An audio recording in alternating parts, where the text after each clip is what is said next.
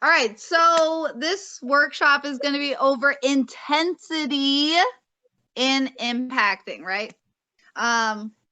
This is basically going to be based off of Beast Boy's showmanship tutorial that actually Alex showed me.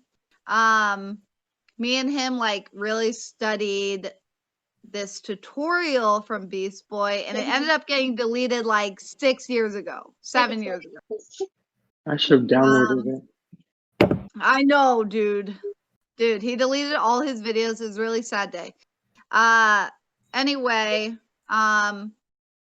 basically we're going to cover 4 different aspects. The first is going to be speed control.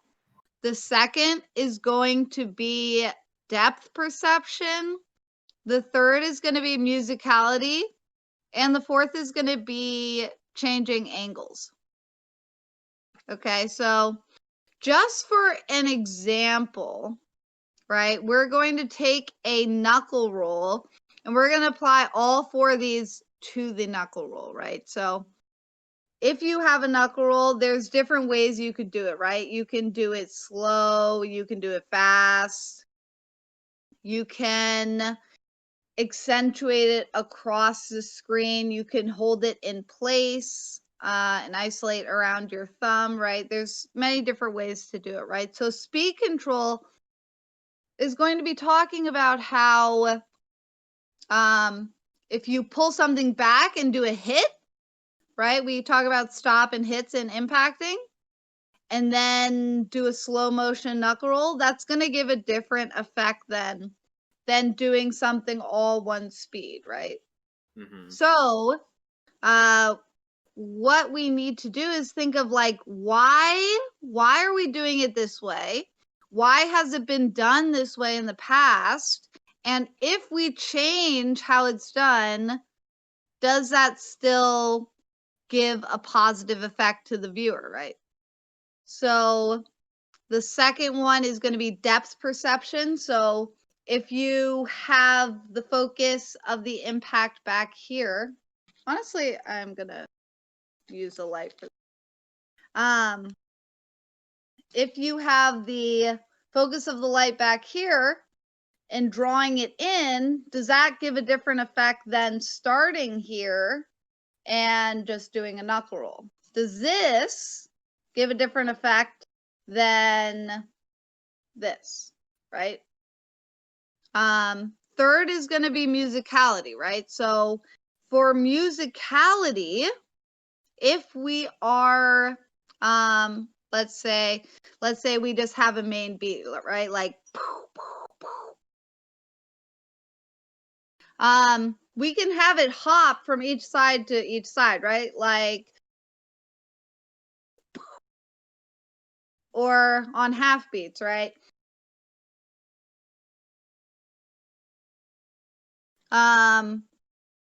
With musicality, you can accentuate your stops by hitting on a beat, right? And then you can also accentuate those half beats by ending also on a beat on the other side, right? Mm-hmm.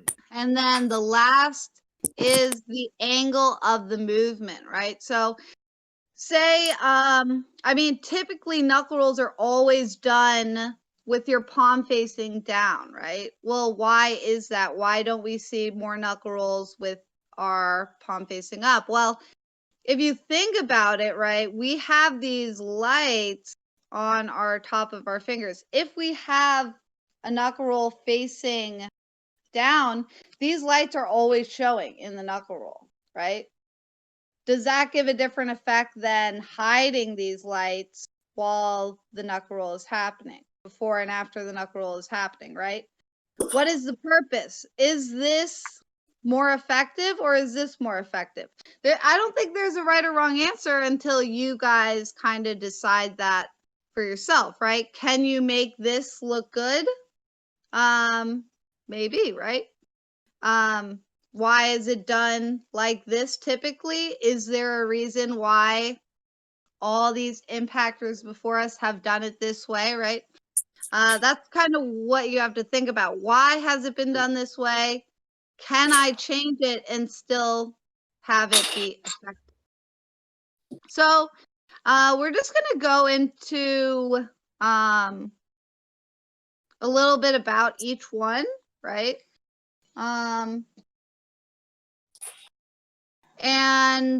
But first, let's see if anyone has any insight on like why impact shows need to be intense, right? Because it's motherfucking Impact. It's supposed to be an impact on your life. You're supposed to give somebody an ego death with them bitches. I mean, he's not wrong. I don't know. It just gives like a little like oomph to the show, because like if you go on one speed, like the show kind of gets like stale. But if you kind of give like different intensity throughout the show, I feel like it just makes the show more. I can't even say it without the word impact. So yeah. Yeah. No, I completely agree. I mean, we all know impact shows are better when they're more intense. Like to receive, they're more appealing to us, right? I think a big reason of that is it helps movements stand out more, right? Yeah. And if movements stand out more, then that leaves more room for us to surprise our viewers, right? Because they're paying more attention to our specific movements, right? So if I do something like this, right? The viewer is staring at this, right? And that gives me the ability to maybe turn on a red over here, to come up out of frame into a red, right? So the more intense our movements are, the more the viewer pays attention to them, and the more we can manipulate the viewer, what the viewer is looking at, and how to make them cross-eyed and shit. True. All right, so the first one we talked about is speed control, right? So biggest part of speed control is stop and hits. I think my favorite stop and hits are probably from TNT, Nameless Freeze. I mean, his shit is like so precise, right? Like everything is lining up. Like it's really intense, even though some of his moves are very simple, right? Like even doing this, right? If you're precise enough, and as you can see, like I'm moving fairly fast to the side and then stopping very directly onto a specific area, it gives more intensity than if I just went like this, right? Little stacks. Yeah. So, the next thing we're going to talk about is depth perception. So, often we look at moves as inside the impacting box, right? And it's pretty nice that we have, some cameras that really do have like a frame, right? But you'll have to practice this to a person and have shows done to you to truly understand the use of the box. Just because sometimes you might think something's in frame, but it really is not, right? And we don't want our viewer to move their head. We don't want them to have to look down or up. We really want them looking straight at our chest, and everything should be in frame, right? If we are doing like an arm tracer or something, right? We can really experiment with drawing the viewer's attention along like a use of space line, right? And then we can bring it on the z-axis as well, right? So anytime you're using this like depth perception, you really want to examine like, why am I doing it on the X plane? Why am I doing it on the Z plane? And then of course, where is it the most intense to do a mode change, right? If I do a knuckle roll back here, is that the same as doing one right in their face? Why should I do it in their face, and why should I not do it back here, right? Why should I do a mode change in their face, or why should I do it back here? How many times does this click become predictable if both my thumbs are here? When does this become predictable? And when is it okay to maybe do a change back here, right? Why do some glovers, have changes across the field of depth, and why do a lot have them up close? Do you enjoy the ones that are up close more, or do you enjoy the ones that vary, right? This is all going to be part of like trying to develop your style of impact, right? Does anyone have any questions?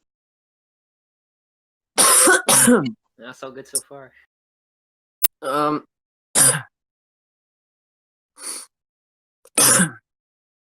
Okay. So musicality. Musicality is really big because if you don't care about musicality, then why are you even gloving to music, right? Why is it not like silent? The cool thing is that musicality can help intensify your moves, and your moves can help show off the song, right? So if I do a big hit here to a really subtle beat change, the viewer will hear it louder in their head. Like it's a natural thing. Like you just pointed out the beat change to them, right? Breakdowns. If you're doing a breakdown, like maybe personally, like I think if you're gonna hit an impact on a breakdown, like it should be blue, because blue just like hits that like mellow feel, What's a breakdown? Breakdown is like when the beats stop. It's like usually after the drop. Usually. Yeah, like, or it leads up to a drop. It's in vocal trance. It's typically like all vocals, and there's like a few beats in there. It's like when you think it's gonna build up to a drop, and then it like completely breaks down. Yeah, I think a big example of that is Tom's U Show, when it like hits that like one beat and he hits it with the blue. Like, bro, I used to get chills from that shit. It's a great show. So with musicality, you can make things more intense by hitting beats. You can make things more intense by hitting beat changes. And then it'll also help you in storytelling and other aspects if you pay attention to musicality. And then the last thing is the angle changes, right? So I think this is the biggest part of creativity right now, is learning moves, learning combos, and then trying to change the angles of those moves and the angles of those combos, right? Thinking about something that looks like this, right? we can look at like placement, right? So like why the angle of this move, right? So like is it supposed to be crossing right at here? And is it supposed to be straight across like this? Is it supposed to be at a certain angle? What angle is it supposed to be at, right? How do you know what the correct angle is and why, right? What effect does this do that this does, right? Is there a difference? Is there one that you like how it looks more than the other one looks? Have you seen both in an actual light show given to you where you feel like you could actually decide, right? Basically, when you're thinking about intensity, right, you really want to be understanding why something is done, right? It can't just be this is how it has been done, and it can't just be I like how this looks. It needs to be why. Why? Okay, so to wrap this up, I want to see one move from each person that applies some type of intensity. Okay. Do you have gloves, Alex? Okay, do it with your hands. I know you can do it. Ready for this? Oh no. Give me a second. This is my person. All right. Ready?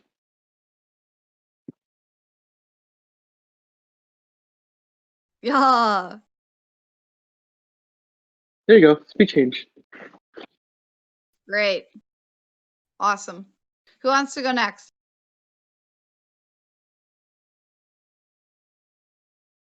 Dang. I don't really know what would be intense, to be honest. Fairly too new. Well, just try a move that you usually do and try to incorporate one of the things like speed control or depth.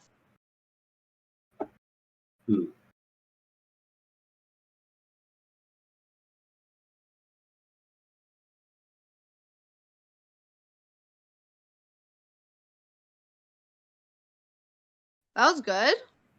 Very nice. Definitely some use of depth there, right? Andrew?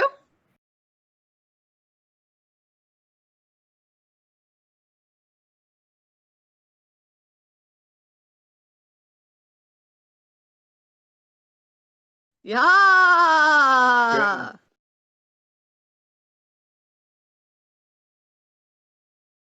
Alan, you want to try? Ooh. You're muted, but.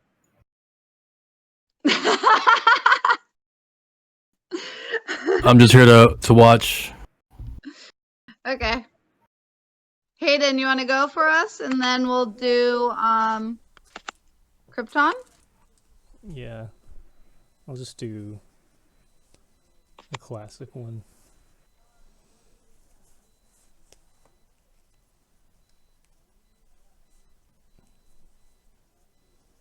Give me a second. Plus, I don't have thumbs right now. I handed mine off to a friend in Austin to get him into impacting. There you go. You're muted right now, Krypton.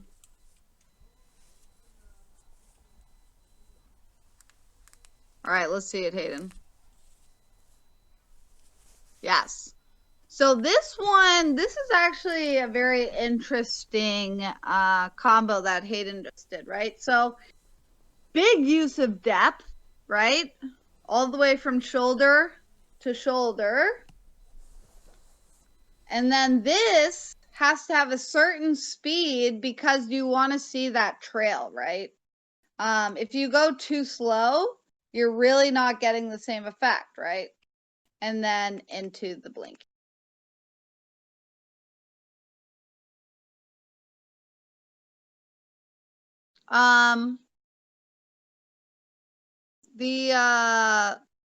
The last thing I want to recommend for practicing is going to be using a mirror or a camera that you can see, such as the front camera on your phone.